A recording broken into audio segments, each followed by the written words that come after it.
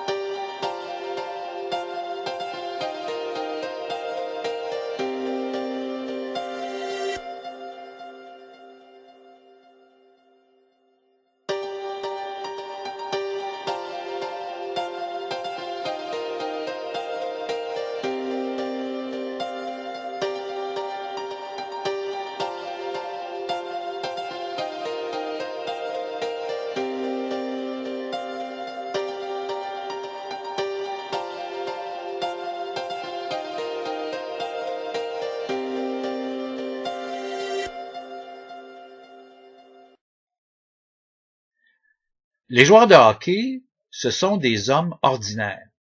On retrouve tout et son contraire là, dans les joueurs de hockey. En général, ce sont des gens qu'on retrouve dans un groupe d'âge qui va de 18 ans au gros maximum au début de la quarantaine, avec une pointe beaucoup plus axée dans la vingtaine. Et ce sont des hommes qui viennent de toute origine ethnique et qui ont en général un niveau d'éducation qui est au niveau collégial en général. Il y a des gens qui ont des secondaires non terminés là-dedans et il y a des gens qui ont des niveaux universitaires. De façon générale, on s'adresse à des hommes qui sont des sportifs.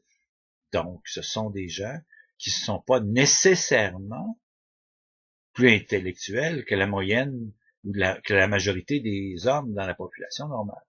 Alors, à quoi on doit s'attendre d'un joueur de hockey? Moi, je les admire, les joueurs de hockey.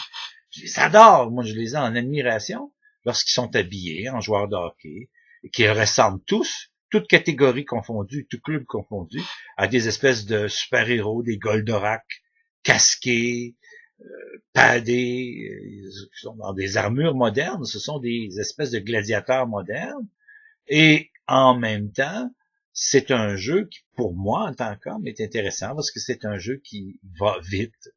Il y a des déplacements là-dedans qui sont très intenses. Il y a des temps de réflexion qui sont assez rapides.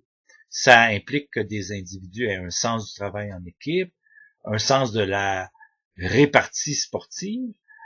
Ça implique aussi que les gens doivent être en mesure de réagir dans des temps très courts, dans des temps d'action très très courts, sous une forte pression. Alors, de quoi on doit s'attendre d'un joueur de hockey? Mais moi, mes attentes face à un joueur de hockey, c'est sur la glace. C'est sa performance sur la glace. Sa capacité de jouer en équipe, sa capacité de lire le jeu, sa capacité de devancer l'adversaire, sa capacité de répondre rapidement lorsque la situation change, sa capacité de s'identifier à son équipe et à jouer avec un esprit sportif, sa capacité à ne pas sauter sur les autres joueurs parce que l'agressivité augmente, parce que l'impulsivité est très grande, parce que c'est un jeu qui implique beaucoup de contacts assez brusques et des contacts assez violents entre les participants. Quand on se fait plaquer, c'est quelque chose d'extrême.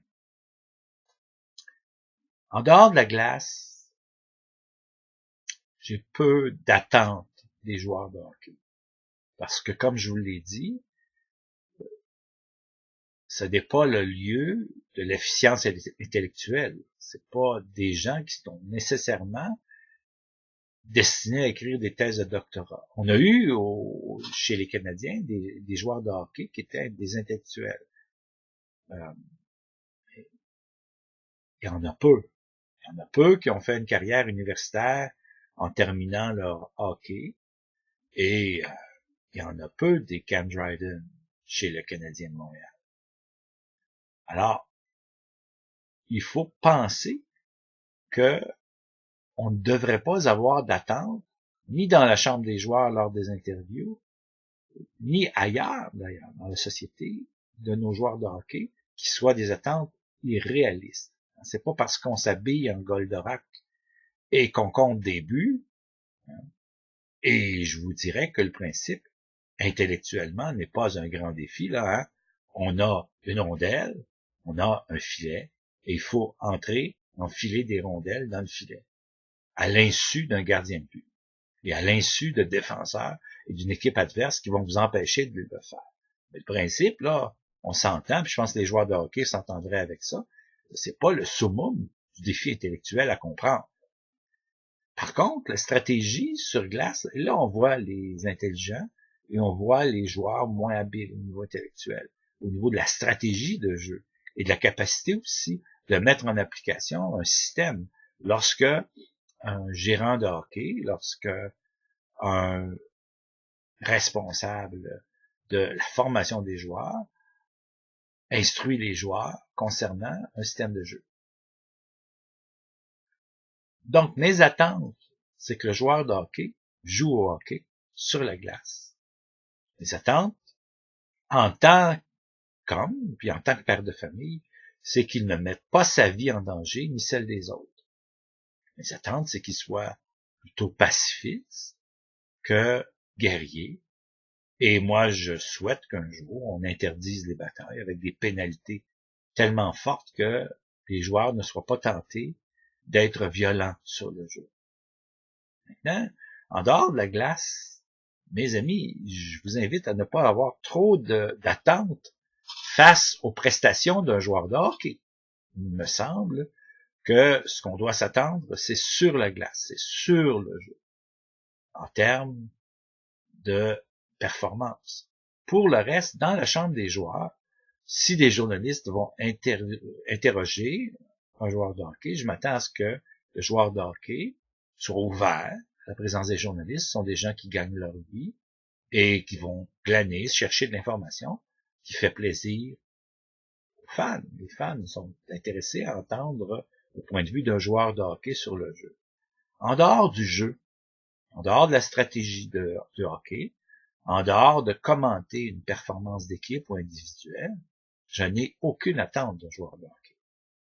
Tant mieux si le joueur de hockey est capable de s'exprimer de façon plus claire, plus imagée, plus intellectuelle ou plus intéressante qu'un autre joueur. Mais je n'ai aucune attente. On ne s'attend pas à ça.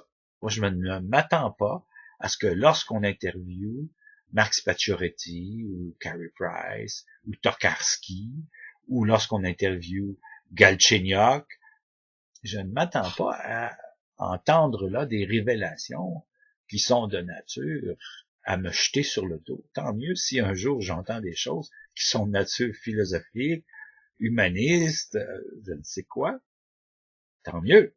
Si j'entends des choses comme ça, je me réjouirai de ça et ça fera mes délices. Mais les interviews de joueurs de hockey, durant une partie de hockey ou après la partie de hockey, c'est d'intérêt modéré chez moi. Toujours intéressant de voir ce qu'un joueur a pensé, qu'est-ce qui s'est passé, comment il le commente. Lui, il est au cœur de l'action d'un sport qui s'appelle le hockey. Bon, il est indéniable maintenant que des joueurs de hockey, étant des hommes, incarnés dans un corps, étant vus par un grand public, peuvent être des gens qui attirent les autres, sexuellement ou romantiquement. Enfin, ils sont idéalisés, ces gars-là. Force est de reconnaître, évidemment, moi j'ai l'âge que je porte, j'ai 57 ans, je suis un père de famille.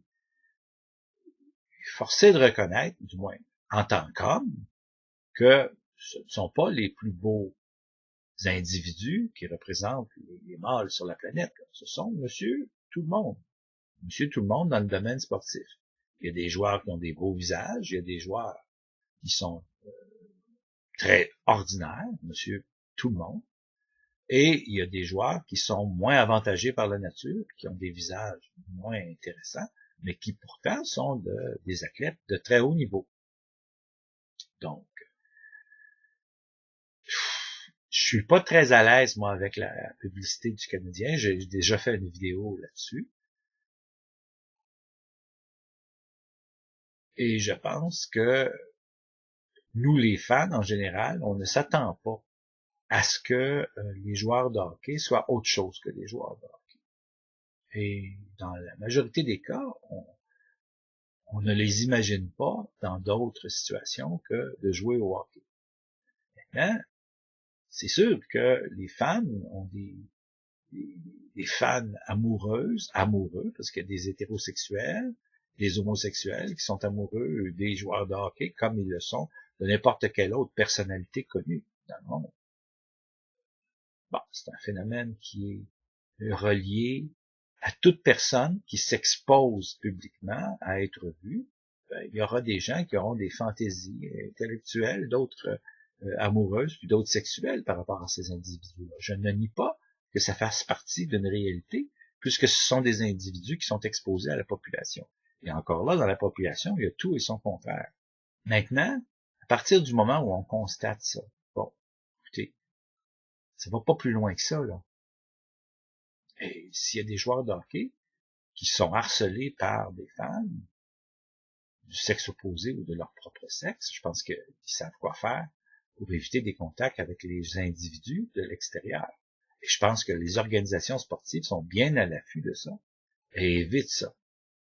Moi, en tant que vieil homme, fan de hockey des Canadiens depuis mon enfance, et je vous rappelle que mes frères étaient des fans de hockey, que mon père était un fan de hockey, que mon grand-père, Antoine, était un fan de hockey. Donc, on est plusieurs générations de Castonguay qui sont fans des Canadiens de Montréal.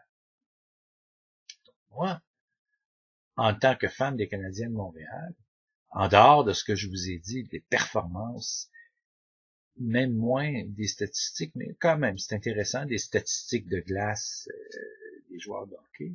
Moi, mon intérêt, il finit là. Si on me demandait, M. Castonguay, si on me disait, là, on va vous faire un cadeau, c'est un tirage, je sais pas quoi, là, statistiquement, ça tombe sur vous, là, on vous contacte, puis là, on vous fait le cadeau que vous préférez. Puis on me dirait, par exemple, je sais pas moi, on vous donne le choix entre aller rencontrer les joueurs, leur serrer la main, leur parler, et aller les voir jouer. C'est évident que je vais demander à avoir des billets pour aller les voir jouer. Mon intérêt de serrer à la main de Carey Price, c'est très limité comme intérêt, là. Carey Price, en tant qu'individu, bon, c'est un monsieur bien ordinaire. Mais, en tant que gardien de but, il est fort intéressant de le voir jouer sur la glace. Donc, si on m'offrait un souper en tant que fan de hockey, en tête-à-tête avec Carey Price, ou une série de billets pour aller voir les Canadiens, sans hésitation, je prends les billets. En fait, si on m'annonce que, à cause du fait que je prendrais les billets, ça m'empêche le restant de mes jours de rencontrer Carey Price en tête-à-tête, je leur demanderai encore des billets. Vous savez, nous, les vieux, qui sont encore fans de hockey, on n'est pas vraiment intéressés de rencontrer les joueurs. Si ça donne que je suis dans un endroit, puis là, il y a un joueur de hockey qui passe puis qui me serre la main, je vais être bien content, comme je suis bien content de saluer tous les gens populaires pour lesquels j'ai de l'estime. J'ai de l'estime pour les joueurs de hockey. Non. Mais maintenant, est-ce que ça va m'émouvoir de rencontrer Galchenyuk ou Max Pacioretty ou Piquet Souban ou... Non. En fait, si jamais j'avais l'occasion d'avoir un avantage du club des Canadiens, écoutez, j'ai déjà été abonné à la revue des Canadiens. Donc ça m'intéresse. Là, d'avoir des reportages plus en profondeur sur les points de vue des joueurs de hockey, sur leur jeu. Même des aspects un peu personnels. Des fois, dans cette revue-là, il y en avait. Bon, ça, c'est sympathique. Et là, ça compte entièrement nos besoins en tant que fans. Tous nos besoins sont comblés là-dedans. Là. Pour le reste, si on me disait, M. Castonguay, on vous donne la permission d'avoir accès 10 fois dans une saison à la chambre des joueurs pour rencontrer les joueurs, ou 2 fois d'avoir de très bons billets. Écoutez, je prends mes 2 fois pour avoir de très bons billets, sans hésitation, parce que c'est ce qui m'intéresse, c'est le jeu du hockey. Et c'est ces gars-là, habillés en Goldorak, en train de nous... Vraiment, c'est époustouflant, là. Vraiment impressionnés par la qualité de leur jeu, de l'efficacité de leur jeu. Alors, attention, il faut relativiser face aux joueurs de hockey. Les joueurs de hockey, là, ce sont des vedettes parce qu'ils sont connus. C'est du monde bien ordinaire pour la plupart du temps. Et moi, de demander à M. Prost son avis sur le coût de la vie, ça m'intéresse pas beaucoup. J'aimerais bien mieux le demander à ce moment-là à un économiste ou de demander à M. Gallagher son avis sur la beauté des femmes. Ça m'intéresse pas beaucoup. J'aime mieux me fier au mien. Vous savez, il faut pas idéaliser nos joueurs de hockey en dehors de la glace. C'est du monde bien ordinaire.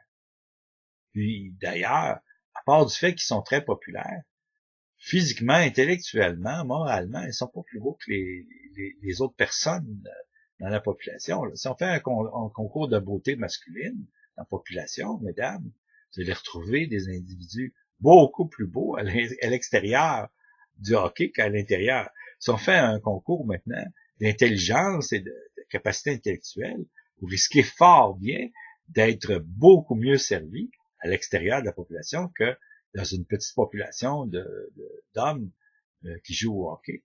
La même chose pour la politesse, la prestance, la bonté de cœur. Ce que j'aime cependant du club des Canadiens, puis c'est traditionnel, c'est pas le seul club qui s'y adonne, c'est qu'on intéresse ces jeunes hommes à des je dirais, œuvres de charité, à des œuvres, ils rencontrent les enfants malades, par exemple, à Sainte-Justine et aux Children's.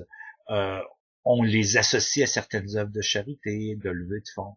Si on me dit, Monsieur Castonguay, pour l'endroit de Laval où vous travaillez, les personnes qui ont une problématique de santé mentale, on vous offre la possibilité d'avoir un des joueurs de hockey du Canadien pour vous aider à une levée de fonds pour ces gens-là qui vivent sous le seuil de la pauvreté. Demain matin, en courant, la langue à terre, je vais me présenter au club des Canadiens, puis je vais aller rencontrer ce joueur de hockey-là avec intérêt, parce qu'il va faire une levée de fonds chez nous, et il est populaire, il est connu. Puis je suis sûr que ma clientèle va être ravie de le rencontrer. Puis je vais être ravi, moi aussi, de le rencontrer. Avec admiration, même, parce que il fait une œuvre de charité. Alors, j'ai de l'admiration pour tous les gens qui ont bon cœur dans la société. Mais en dehors de ça, ce sont des gens ordinaires. Alors, je trouve ça merveilleux que le Club des Canadiens essaie d'impliquer les joueurs de hockey dans des œuvres de charité. Et j'ai eu l'occasion dans le passé, maintenant il est animateur, il s'en souvient peut-être pas. Mais moi, j'ai eu l'occasion d'en rencontrer un joueur de hockey. Dans le temps que je travaillais pour les anciens combattants, il a eu la bonté de nous rencontrer. Je me souviens même qu'il m'avait donné sa photo. Je sais pas si je l'ai encore dans la boîte de photos. Là. On l'a photographié. Donc, je pense que j'ai encore ça là quelque part qui traîne. Mais c'était un gentleman, ce bonhomme-là. Et intellectuellement, il était au-dessus de la moyenne. C'était un beau bonhomme, puis intellectuellement, il était au-dessus de la moyenne. Puis il est analyste aujourd'hui, il passe à la télé. Et il est analyste de hockey. Et ça, je m'en étonne pas. Il était à la hauteur de l'individu que j'ai vu quand tu as rencontré les anciens combattants. Mais c'est pas tous des comme ça, là, les joueurs de hockey. Tout ce qu'on leur demande, c'est d'être bon sur la glace. C'est de jouer au hockey. Après ça, les commentaires, c'est une autre affaire. S'ils sont capables de répondre aux journalistes, tant mieux. S'ils sont pas capables, s'ils sont pas à l'aise avec ça, eh bien, tant pis. Tout ce qu'on leur demande, c'est d'être des bons joueurs de hockey. Alors, c'était Pierre Castonguay qui vous a donné son avis en tant que vieux monsieur, amateur des Canadiens. Moi, quand les Canadiens font une partie de hockey, si j'ai l'occasion, là, je vais composer une chanson là-dessus, puis je vais parler de la performance de nos joueurs de hockey, la prestance. J'ai beaucoup de plaisir à faire ça. C'est très détendant pour moi qui travaille dans le domaine de la santé mentale, que de me défouler en faisant une chanson, puis en chantant tout croche avec ma voix pour honorer mon club de hockey des Canadiens. Alors, j'ai gardé cette espèce d'admiration que j'avais petit gars. Je pense que quand je chante une chanson par rapport aux Canadiens, c'est le petit gars qui chante. C'est mon côté petit gars admiratif encore. Et mon côté du merveilleux de la partie de hockey, puis de voir mes Goldorak, mes super-héros, en train de se dérouler, en train de bouger sur la glace et accomplir des exploits sportifs. C'est encore excitant pour moi. En tout cas, c'est un loisir de faire ça. En dehors de ça, c'est des messieurs bien ordinaires, puis t'as tout là-dedans. Ils sont contraires. C'est-à-dire que c'est des gens qui vont être avec les femmes, de parfaits gentlemen, scholar and gentlemen, puis il y a des gens là-dedans qui sont des gens de peu de qualité et qui maltraitent les femmes et qui ne sont pas dignes d'admiration là-dessus. C'est la même chose en tant que citoyen, c'est la même chose en tant que citoyen honnête, c'est la même chose en tant que contribuable, c'est la même chose en tant que tout, là, sur un plan politique, humain, etc. Alors, attention, je comprends que les jeunes idéalisent les joueurs des Canadiens. J'aime bien mieux d'ailleurs voir notre jeunesse idéaliser des joueurs de hockey, puis tomber en amour avec les joueurs de hockey, puis en faire des modèles de vie. Je pense que ce qu'ils font sur la glace, c'est très bien. Puis le club des Canadiens, c'est pas un club de brutes, c'est pas un club de joueurs qui sont agressifs, qui ont des mauvais comportements de façon générale. Puis quand on en entend parler à l'extérieur du jeu du hockey comme tel, on n'entend pas trop parler de scandales, de mauvais comportements, de beuveries, des choses comme ça. Donc à ce moment-là, c'est des gars qui se tiennent, c'est des gars qui font leur vie normale de citoyens, fichons-leur la paix. Hein, c'est fichons-leur la paix à l'extérieur de la glace. C'est sûr que si je les rencontre au centre d'achat, je courirai pas après pour aller les saluer. Je vais les laisser magasiner en paix.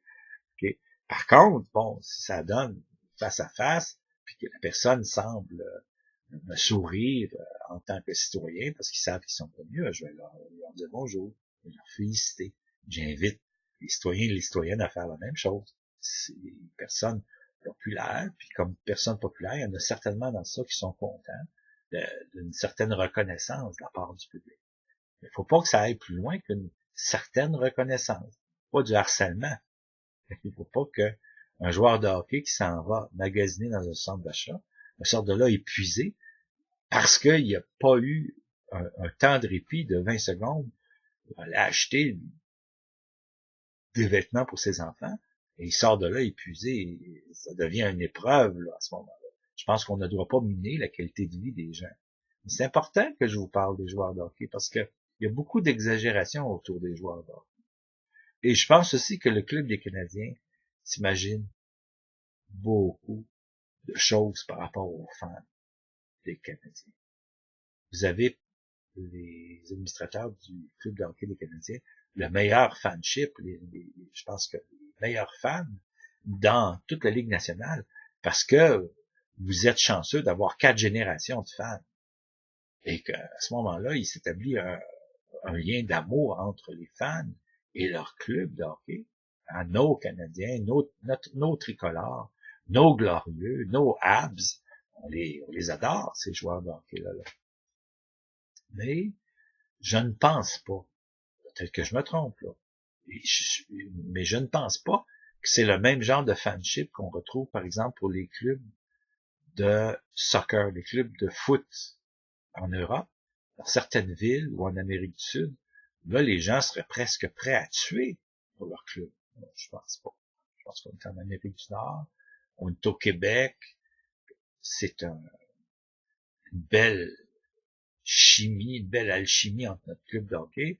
Il y a une grande tendance à l'identification nationale à nos joueurs de hockey, surtout qu'on a été un peuple assez opprimé, assez porteur d'eau.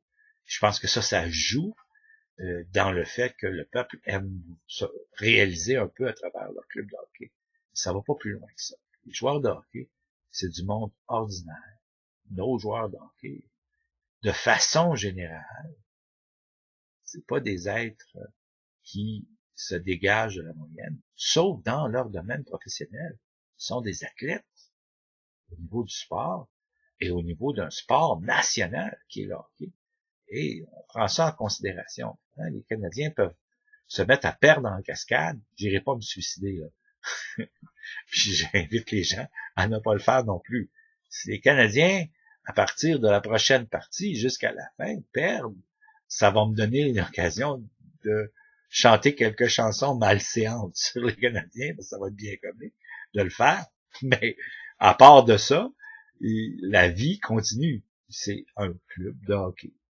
Voilà.